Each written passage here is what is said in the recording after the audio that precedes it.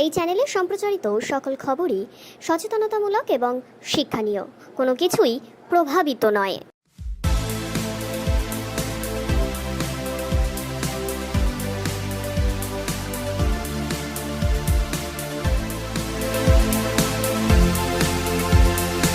মালদা জেলা প্রশাসনের উদ্যোগে স্বাধীনতা দিবস পালন। বৃহস্পতিবার সকালে জেলা প্রশাসন ভবনের সামনে জেলা শাসক নিতিন সিংহানিয়া জাতীয় পতাকা উত্তোলন করে স্বাধীনতা দিবস পালন করেন। তারপর কুচকাওয়াজ ও নেতাজির মূর্তিতে পুষ্পার্ঘ্য প্রদান করে দিনটিকে শ্রদ্ধা জানানো হয়।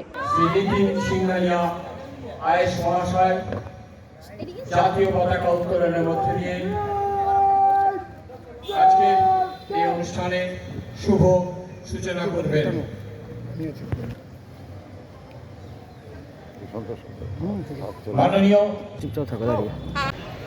উপস্থিত সকলকেই আমি আমার নমস্কার এবং সালাম জানাচ্ছি। ৭৮তম স্বাধীনতা দিবস উপলক্ষে মালদা জেলাবাসীকে জানাই হার্দিক অভিনন্দন। সারা দেশের সাথে মালদা জেলাতেও আজ এই দিনটি যথাযথ মর্যাদার সহিত পালিত হচ্ছে। আমি মালদা জেলা প্রশাসনের পক্ষ থেকে উন্নয়নের খতিয়ান আপনাদের সম্মুখে উপস্থাপিত করছি। সরকারি ব্যবস্থাপনায় বিভিন্ন কল্যাণমূলক কর্মসূচি সফল করতে মালদা জেলা প্রশাসন সদা সচেষ্ট আছে। ছাত্রছাত্রীদের বিদ্যালয়ে পোশাক বিতরণ, অনলাইন শিক্ষার জন্য দ্বাদশ শ্রেণীর ছাত্রছাত্রীদের ট্যাব প্রদান ও ঐক্যশ্রী প্রকল্পের মাধ্যমে সংখ্যালঘু শ্রেণীর ছাত্রছাত্রীদের বৃত্তি প্রদান ইত্যাদি সফলতার সাথে জেলার রূপায়ণ করা হচ্ছে। মালদা জেলায় সংখ্যালঘু ছাত্রছাত্রীদের উচ্চশিক্ষার স্বার্থে ৪২টি হস্টেল নির্মাণ করা হয়েছে। এমএসডিপি ও আইএমডিপি প্রকল্পের অধীনে প্রায় ২০০০টি অতিরিক্ত শ্রেণীকক্ষ, ১০৯০টি আঙ্গনওয়াড়ি কেন্দ্র ও ১৮১টি উপস্বাস্থ্য কেন্দ্র নির্মিত হয়েছে।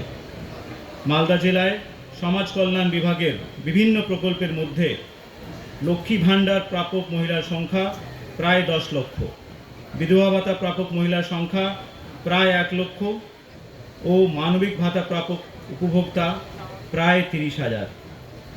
২০২৩-২৪ সালে মালদা জেলায় কন্যাশ্রী মানে K1 প্রকল্পের অধীনে প্রায় ১,৩০,০০০ ছাত্রী রয়েছেন এবং K2 প্রকল্পের অধীনে, যেখানে ২৫,০০০ টাকা এককালীন পাওয়া যায়, ৩২,০০০ ছাত্রীরা রয়েছেন। মালদা জেলায় কন্যাশ্রী মেয়েদের নিয়ে বিভিন্ন রকম কর্মসূচি গ্রহণ করা হচ্ছে। কালকেই আমরা কন্যাশ্রী দিবস পালন করেছি।